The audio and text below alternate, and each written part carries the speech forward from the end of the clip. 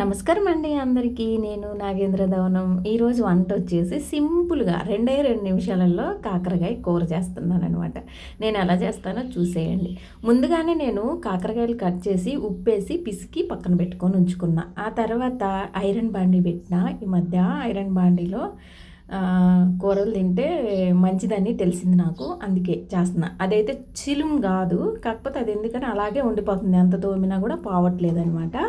ఆ తర్వాత పొయ్యి మీద ఒక బాండీ పెట్టుకొని కాకరకాయకి మరంత నూనె పట్టిద్దబ్బా, కొంచెం ఎక్కువగానే నూనె వేసుకొని ఈ కట్ చేసి పెట్టుకున్న కాకరకాయలు అందులో వేసేసిన. ఇంక నేను తాలింపులు ఏమైనాయన్నమాట.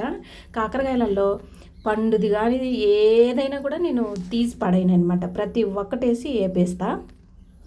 ఉప్పు కొంచెమే వేసిన, ఎక్కువ వేయలేదు, అందుకని ఇంకొంచెం వేస్తున్నా. నేను చూసుకొని సరిపోయినంత వేసుకోవాలి, ముక్కలకు సరిపడా.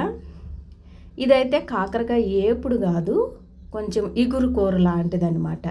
ఈ ఒక పక్కన ఏగిపోతా ఉన్నాయి.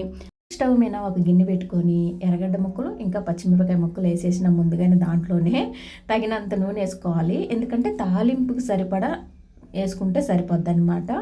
ఇంకా దీంట్లో తాలింపు గింజలు అన్నీ వేసుకోవాలి. పచ్చెనగపప్పు, ఇంకా తాలింపుకి ఏమైతే మనం వాడుతామో అవన్నీ, కరివేపాకు, ఎండుమిరపకాయ ఇదంతా వేసేసుకోవాలి.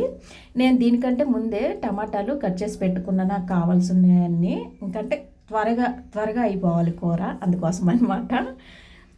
ఇంకా తాలింపు ఈ విధంగా బాగా వేగిన తర్వాత కొంచెం అంతా అల్లం వెల్లిగడ్డ పేస్ట్ వేస్తున్నాను అనమాట. నేను మరీ ఏమి ఎక్కువ కాదు, 1 స్పూన్ అంతా. ఇది కూడా పచ్చివాసన పోయిన దాకా వేపేసుకోవాలి. కాకరకాయ ఏ విధంగా అయినా సరే కడుపులోకి పోవాలి, అదే ముఖ్యమన్నమాట. తాలింపు వేగిపోయింది. ఇంకా టమాటా ముక్కలు అందులో వేసేసుకోవాలి. టమాటా ముక్కలలో తగినంత ఉప్పు, తగినంత కారం, ఇంకా పసుపు కూడా వేసేసుకొని బాగా మగ్గబెట్టుకొని ఉంచుకున్న. కాకరకాయలు దగ్గరికి వచ్చేసినాయి అనమాట. ఉప్పు కాకరకాయలో ముందే వేసి పెట్టుకుంటాం మనం, దాన్ని చూసుకొని టమాటాలలో వేసుకోవాలి.